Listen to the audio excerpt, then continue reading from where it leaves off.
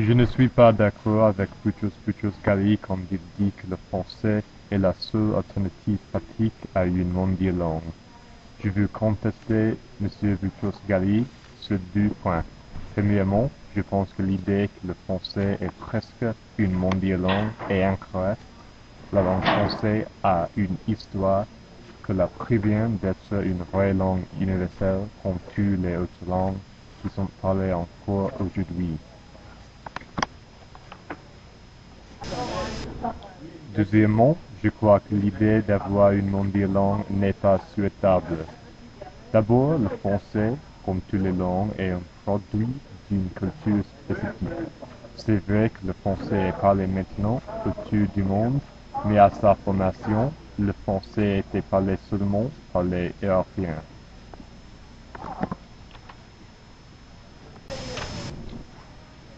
Et la langue était déterminée par des autres langues, en particulier le latin et le gallois. Une vraie mondiale langue doit être sans les connotations d'une culture hégémonique.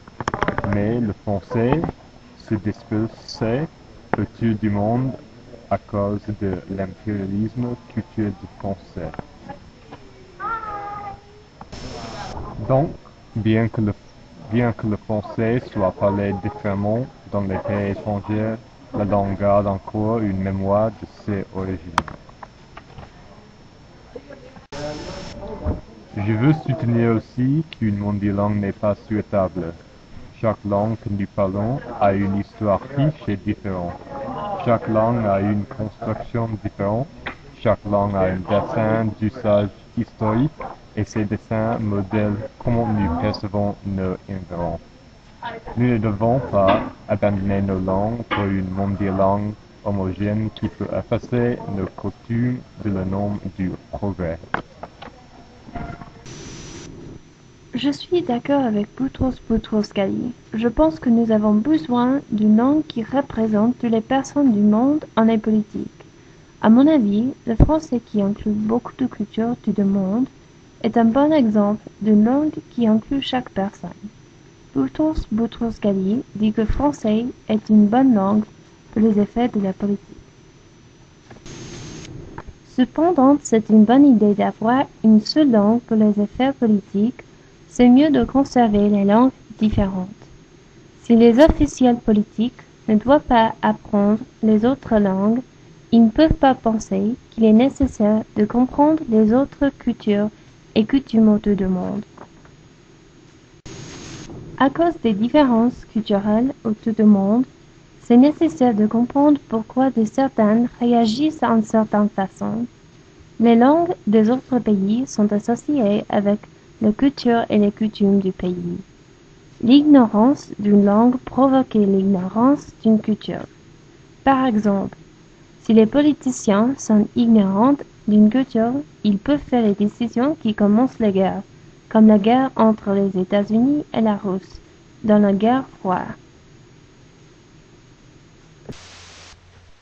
Je ne suis pas en accord complètement avec Monsieur Boutros Ghali.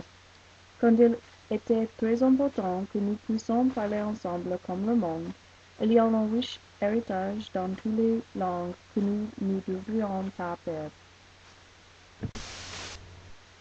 Mais je ne dis pas que le français est une mauvaise langue à apprendre pour travailler en tout le monde. Mais il y a plusieurs choses qu'on ne s'exprime pas dans toutes les langues, comme les maximes culturelles.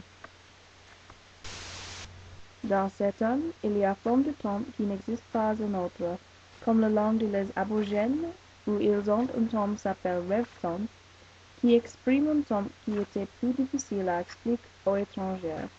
Dans le rêve-temps, les Aborigènes trouvent et pouvoir expliquer leur foi.